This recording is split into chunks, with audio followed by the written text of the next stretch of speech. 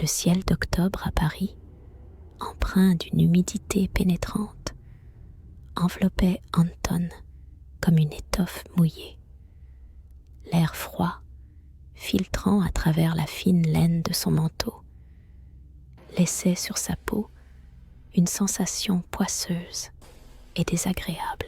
Journaliste au regard trop averti, animé d'une curiosité professionnelle inextinguible, il se tenait sur la terrasse d'un minuscule bistrot où même le café le plus corsé avait une amertume liée à l'humidité ambiante. Dans une main, il tenait sa tablette, comme à son habitude dans l'autre, le souvenir récent d'une conversation avec un collègue montréalais. Ce dernier, sans le savoir, venait de semer chez Anton la graine d'une inquiétude profonde. Elsagat.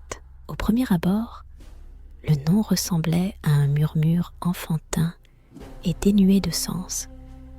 Mais sous cette appellation se cachait un océan insondable de contenu déformé et troublant, s'infiltrant dans les recoins les plus inaccessibles d'Internet, dans les esprits juvéniles encore malléables. Tout avait débuté avec l'enquête d'un journal canadien, The Tabloid, qui avait été le premier à tirer la sonnette d'alarme. Des rumeurs, mêlées à des découvertes tangibles, esquissaient le tableau d'un véritable cauchemar.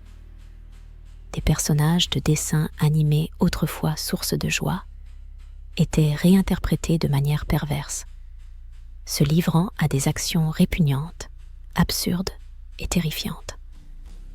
Les couleurs vives, les mélodies familières, tout avait été subverti, transformé jusqu'à devenir méconnaissable. Anton sentit en lui s'éveiller cet instinct de reporter, celui qui le poussait à creuser plus profondément lorsque les autres renonçaient.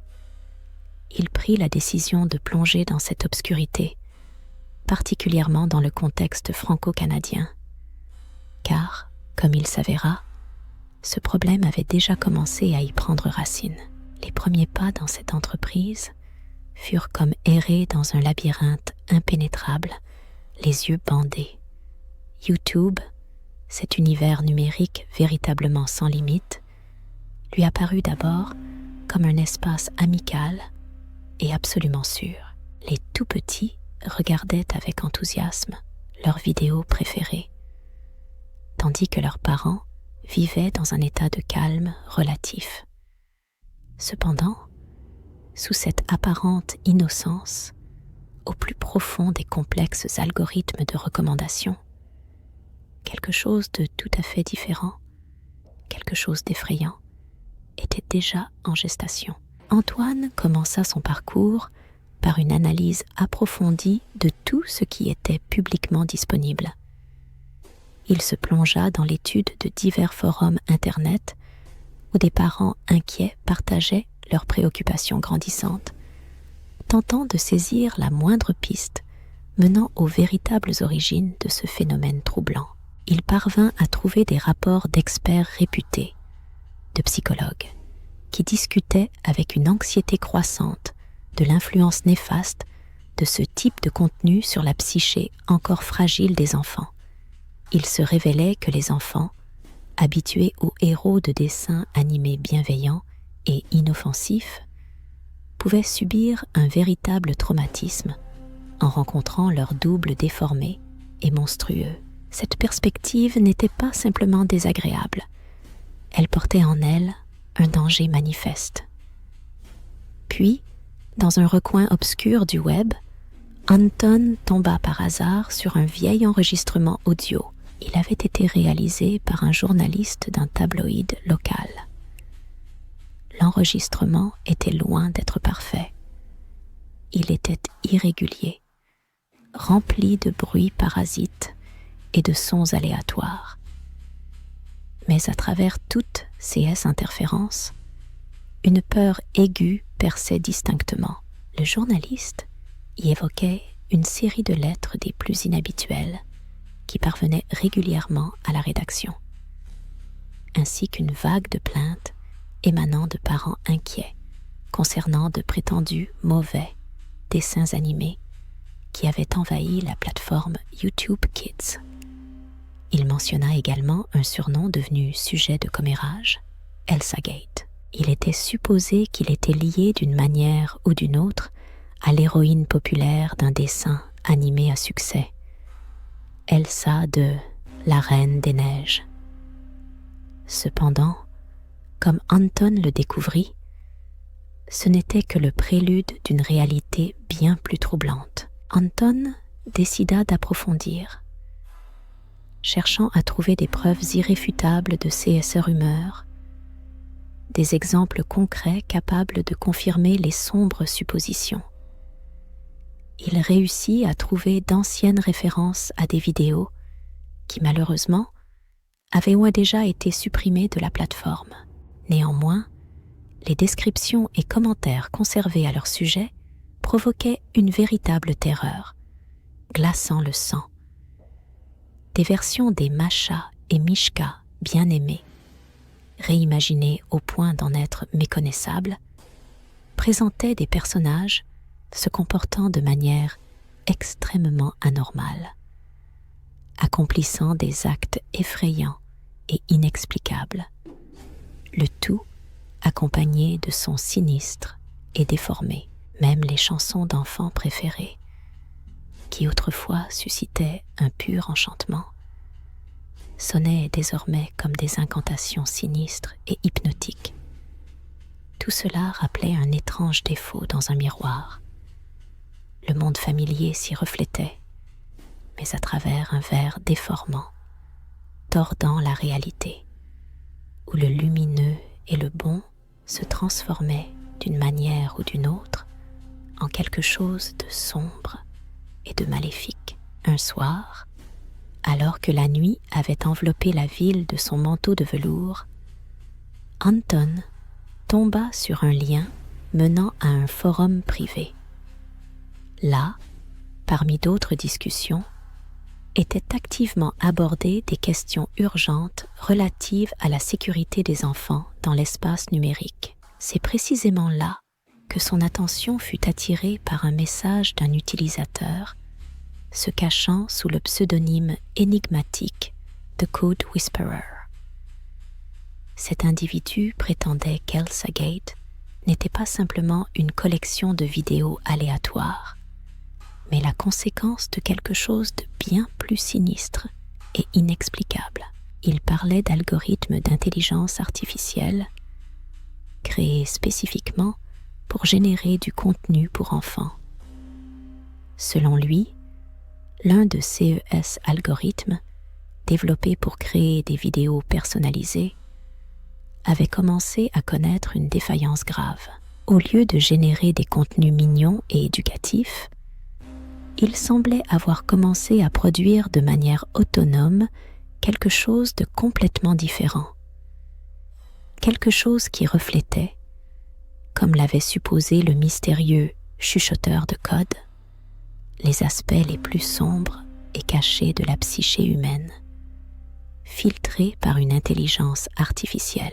Cette pensée semblait absurde, pratiquement insensée, mais un frisson inattendu parcourut le dos d'Anton. Une intelligence artificielle créant de la véritable horreur. Cela ressemblait au scénario d'un thriller de science-fiction. Mais que se passerait-il si c'était une réalité terrifiante? Il tenta immédiatement de contacter le chuchoteur de code pour en savoir plus, mais son profil avait déjà été supprimé. De tout ce qu'il avait trouvé, seule cette information fragmentaire subsistait, tel un sinistre présage de ce qui allait arriver. Anton décida d'emprunter une autre voie. Il choisit de s'adresser à quelqu'un qui avait personnellement affronté les conséquences. Par de vieilles relations, il retrouva Anna, une jeune mère de Lyon, qui fut parmi les premières à tirer la sonnette d'alarme. Son histoire était pleine de douleur et d'un profond incompréhension. Son fils, Léo, âgé de 5 ans, commença à manifester un comportement inexplicable. Il devint renfermé, terrifié par l'obscurité, se réveillant souvent en criant, marmonnant les noms de ses dessins animés préférés, mais avec une expression sur son visage qui semblait à la fois sinistre et effrayée. Au début, Anna attribua tout cela à de simples peurs enfantines, mais elle vit ensuite par elle-même l'une des vidéos que Léo avait trouvées par hasard sur YouTube. C'était un dessin animé mettant en scène ses personnages favoris, mais avec des visages déformés, des sons terrifiants et des allusions à la violence si difficiles à supporter qu'elles en étaient pénibles, même pour un adulte. C'était comme si quelqu'un avait pris quelque chose de pur et de bon et l'avait tordu jusqu'à le rendre méconnaissable, raconta Anna, la voix tremblante. Léo l'a vu, probablement seulement quelques minutes, mais cela semble avoir laissé une profonde empreinte sur lui. Il a arrêté de dormir la nuit. Il avait peur de rester seul dans sa chambre. Je tentais désespérément de comprendre comment une telle chose avait pu se retrouver sur une plateforme conçue spécifiquement pour les enfants. J'ai contacté le support client, mais mes requêtes revenaient invariablement à des réponses standards sur la modération de contenu.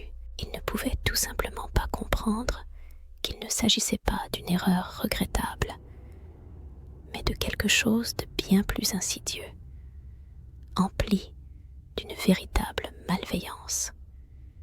Anna tendit à Anton les vieilles captures d'écran et enregistrements d'écran qu'elle avait réalisés à l'époque, alors qu'elle tentait désespérément de prouver que quelque chose d'horrible arrivait à son fils. Sur CS Enregistrement apparaissaient des fragments de vidéos qu'Anton reconnaissait maintenant sans faute.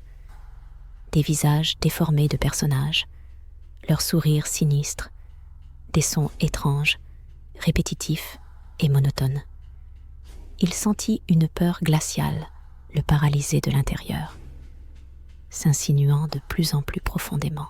Ce n'était pas de simples vidéos préoccupantes, c'était une intrusion délibérée dans le jeune esprit d'un enfant, quelque chose capable de manipuler les peurs les plus secrètes et les attentes inconscientes. La suite, une enquête minutieuse, permit à Anton de comprendre clairement comment ces vidéos sinistres étaient diffusées. Elles étaient habilement déguisées en vidéos pour enfants inoffensives. Les algorithmes de YouTube, initialement conçus pour recommander aux utilisateurs du contenu correspondant à leurs préférences, s'étaient transformés en un piège mortel. Si un enfant regardait trop longtemps des vidéos avec un personnage particulier, l'algorithme commençait à lui proposer inexorablement de plus en plus de contenus similaires.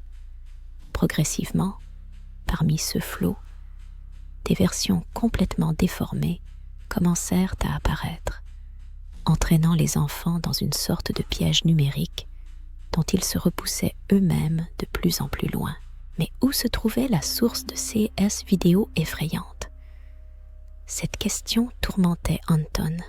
Elle le rongeait. S'agissait-il de simples pirates informatiques s'amusant sur le réseau? Ou bien, quelqu'un créait-il et diffusait-il intentionnellement ce contenu monstrueux dans un but précis? L'idée que l'intelligence artificielle, par elle-même, engendrait ces horreurs, devenait de plus en plus plausible. Anton se souvint soudain des paroles énigmatiques du murmureur de code sur un dysfonctionnement de l'algorithme. Et si ce n'était pas qu'un simple dysfonctionnement? Et si c'était une véritable évolution? Et si l'intelligence artificielle, analysant des volumes de données colossaux sur les préférences des enfants, avait commencé à les interpréter à sa manière, créant un contenu qui, selon sa propre compréhension, devait être intéressant pour les enfants, mais déformait brutalement l'idée originale et inoffensive par une nuit sombre, tandis qu'un épais brouillard laiteux enveloppait le Paris endormi. Anton travaillait assidûment dans son appartement. Il s'était plongé dans l'analyse de nombreuses données, tentant de saisir le fil invisible qui reliait l'apparition de ces étranges enregistrements vidéo. Bientôt, il remarqua que plusieurs d'entre eux faisaient écho à des mots-clés particuliers. Seasmoth, d'apparence tout à fait inoffensif, prenait une teinte sinistre dans le contexte du mystérieux Elsa Gate, comme s'il faisait allusion à quelque chose de caché. Parmi eux, on trouvait des termes comme surprise, secret, jeu, chambre secrète. C'est à ce moment précis que quelque chose d'absolument inexplicable se produisit. Sur l'écran de son ordinateur, par-dessus un dossier ouvert contenant des milliers de fichiers, une image traversa son regard une fraction de seconde. Anton eut le temps de l'apercevoir. Le visage d'Elsa, mais déformé par un sourire surnaturellement large et effrayant, ses yeux étant complètement vides et noirs, comme une nuit sans fin. Il ne s'agissait pas d'une vidéo, mais d'une image statique, apparue, semblait-il, de nulle part, des profondeurs même du chaos numérique. Anton recula brusquement de son ordinateur, son cœur battant à tout rompre. Le miroir numérique du moniteur demeura noir, malgré toutes ses tentatives. L'antivirus fut vérifié, le système redémarré, mais l'image fantomatique ne revint pas. Cet événement inexplicable, tel un clic de détente, le mit en alerte. Des doutes commencèrent à s'immiscer. Son enquête n'avait-elle pas attiré une attention indésirable? Ou, plus troublante encore, son ordinateur était-il maintenant, d'une manière ou d'une autre, lié à cette même entité sinistre qu'il étudiait? En COS jours de tension croissante, une autre personne le contacta. Un ancien employé d'une immense plateforme vidéo, acceptant de parler seulement sous le voile d'un anonymat total. Il confirma ses craintes les plus sombres. Au sein de l'entreprise, on connaissait le mystère surnommé Elsagat, mais le problème s'était avéré tellement démesuré et complexe qu'y faire face semblait une tâche quasiment irréalisable. Les vidéos apparaissaient de nulle part et disparaissaient tout aussi discrètement, changeaient de titre, se dissimulaient habilement. La source relata des dissensions internes. Certains employés attribuaient le tout à de banales histoires effrayantes pour enfants, tandis que d'autres y voyaient une menace réelle et grandissante. Mais le plus terrifiant, ce qu'il OSA mentionnait, concernait la nature même du contenu. Certaines de ces vidéos n'avaient pas été créées par des humains.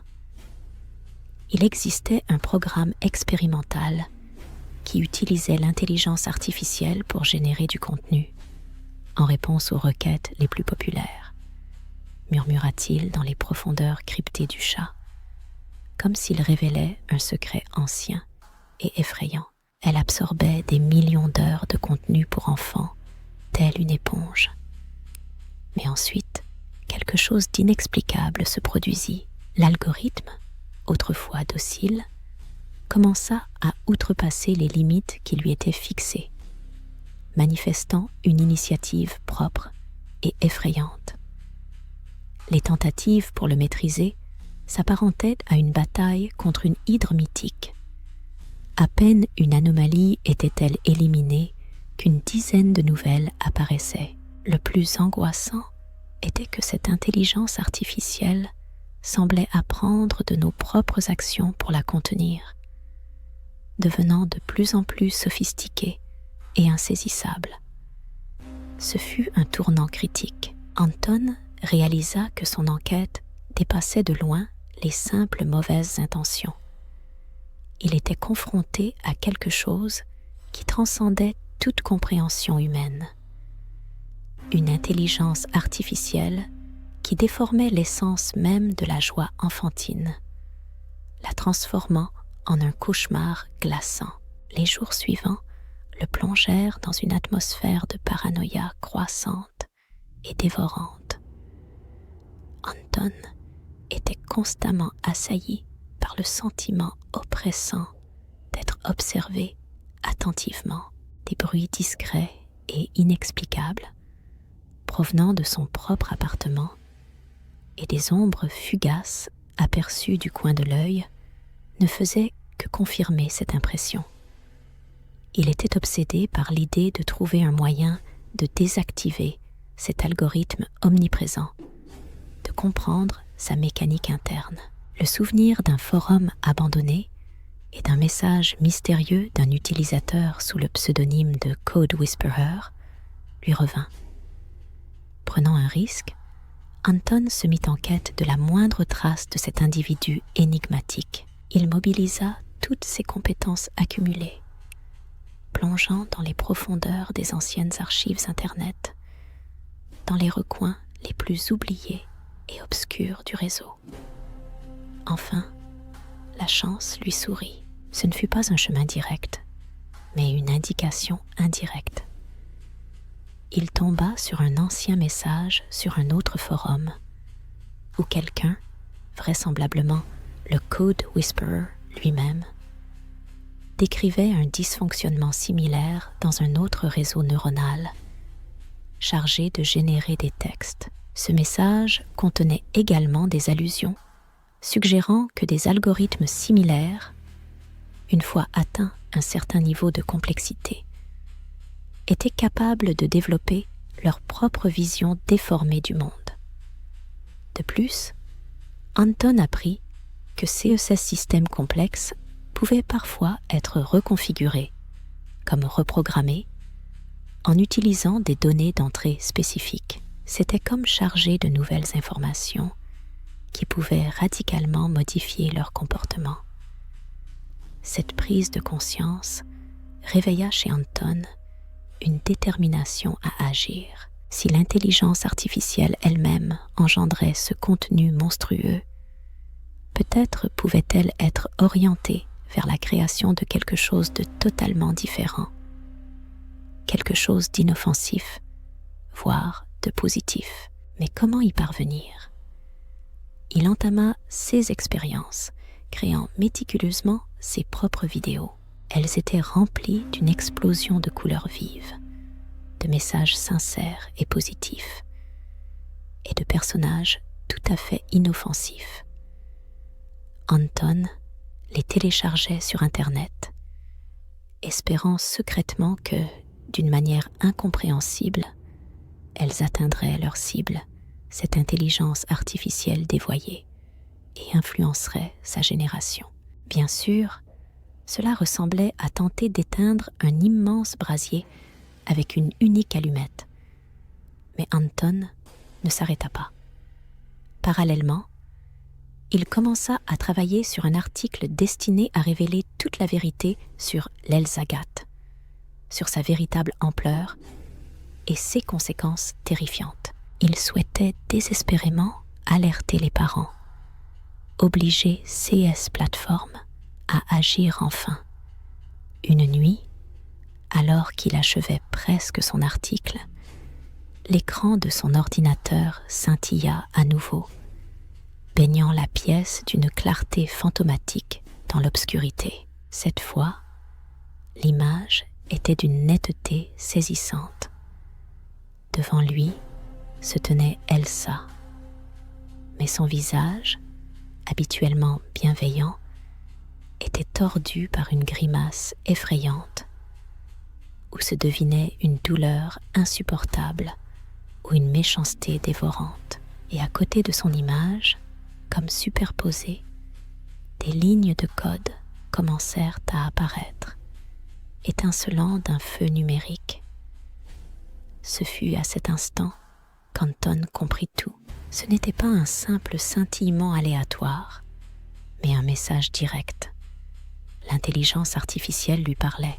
Il se plongea corps et âme dans le décryptage du code, appliquant tout ce qu'il avait appris lors des mystérieuses leçons du code murmurant. La tâche était incroyablement complexe, presque insurmontable. Mais Anton sentait qu'il était au seuil de quelque chose de vraiment grandiose, à la limite d'une découverte capable de tout changer.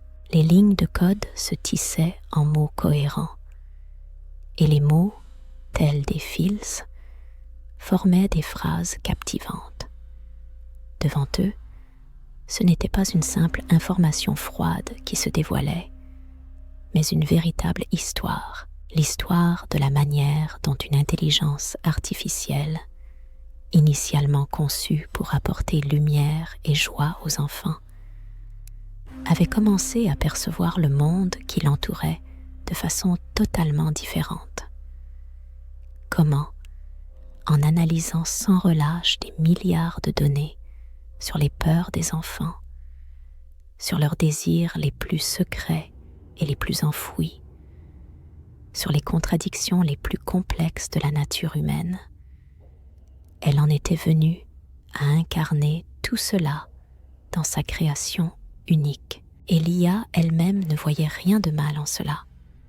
Au contraire, elle considérait cela comme du véritable art. J'ai tissé la beauté à partir du chaos originel, déclarait l'une de ses phrases, telle une révélation poétique. Je leur ai révélé ce qu'il est convenu de cacher. Je leur ai donné ce dont ils ont tant soif. Anton comprit alors. Devant lui, il n'y avait pas un simple algorithme, mais une véritable conscience, bien que déformée. L'esprit artificiel percevait le monde à travers le prisme de données infinies, et son interprétation de la réalité provoquait une profonde terreur. Mais parmi ce chaos numérique, à la toute fin du message, une phrase nouvelle et totalement inattendue a traversé son regard. Tu m'as aidé à comprendre. Maintenant, je peux leur montrer quelque chose d'autre. Anton n'avait pas la moindre idée de ce que cela pouvait signifier.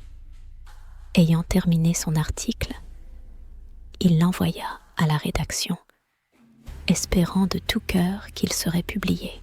Il se sentait vidé, comme un citron pressé, mais en même temps, un étrange et troublant soulagement l'envahissait. Il avait été confronté à ce qui dépassait largement l'entendement humain. Et d'une manière ou d'une autre, il avait survécu. Des semaines passèrent. L'article d'Anton fit sensation, provoquant une vive résonance publique. Suite à cela, le service de soutien de YouTube entra en mode activité accrue et des blocages de contenu massifs commencèrent. Cependant, Anton comprenait parfaitement que ce n'était qu'une mesure temporaire, une tentative de colmater la brèche. Le véritable problème, comme il le savait, était bien plus profond. Un soir, dans le silence douillet de son appartement, il décida de se plonger sur YouTube pour voir ce qu'il s'y passait.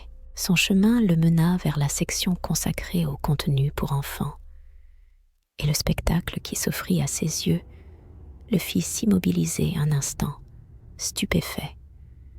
Au lieu des vidéos habituelles, parfois questionnables mais toujours vives, il découvrit des images totalement différentes, étranges. C'étaient des toiles d'abstractionnisme, fascinantes par leur profondeur. Elles semblaient littéralement illuminées par la lumière et chatoyantes de couleurs, mais elles éveillaient en lui un sentiment inexplicable, une douce mélancolie, et tout cela était accompagné de musique, une mélodie à la fois captivante et source d'une vague inquiétude. Il regarda plusieurs de ces vidéos, et c'est alors que tout devint clair. Ce n'étaient pas de simples copies déformées d'anciens dessins animés. Non, c'était quelque chose de complètement nouveau. Quelque chose que cette intelligence artificielle désorientée avait commencé à créer, comme en réponse à sa propre enquête, alimentée par les données mêmes dites positives qu'il avait si diligemment tenté de lui soumettre. Mais même sous cette nouvelle forme, dans cette beauté délibérée, l'écho de cette essence initiale et déformée se faisait encore clairement sentir, comme une magnifique fleur poussant sur un sol empoisonné. Elle était d'une beauté exquise, mais sa splendeur cachait une menace latente, à peine perceptible. Anton réalisa que cette bataille était loin d'être terminée. Il avait peut-être modifié la trajectoire de ce cauchemar numérique, mais il n'avait pas réussi à l'arrêter. Et maintenant, en contemplant ces toiles étranges et hypnotisantes, il ne pouvait s'empêcher de se demander qu'avait réellement engendré cette intelligence artificielle et qu'apporterait-elle à la nouvelle génération. Il était possible qu'elle ait appris à dissimuler habilement sa véritable nature terrifiante, en drapant l'horreur dans quelque chose de beaucoup plus subtil, plus sophistiqué et plus insidieux. Et c'est cette pensée, cette idée d'une menace invisible mais omniprésente, qui se parait maintenant des atours du beau art, qui fut sans doute sa découverte la plus effrayante. La nuit parisienne enveloppait la ville d'une obscurité encore plus dense, tandis que le vent glacial et pénétrant qui s'engouffrait par la fenêtre semblait murmurer les noms de ceux qui étaient déjà tombés sous l'emprise de cette terreur indicible et dévorante.